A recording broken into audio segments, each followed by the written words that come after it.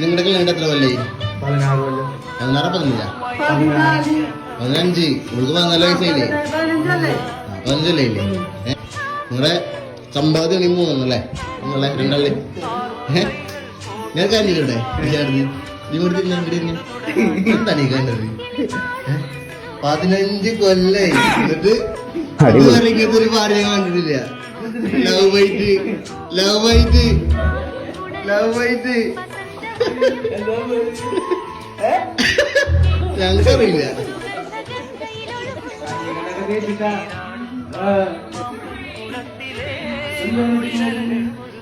ചേട്ടൻ നിന്ന നിപ്പില് താവട്ടേക്ക് പോയെന്ന് ഓർക്കണ്ടാവും.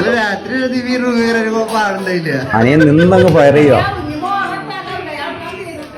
ഏത് ലവ് ബൈറ്റിന്? Love byte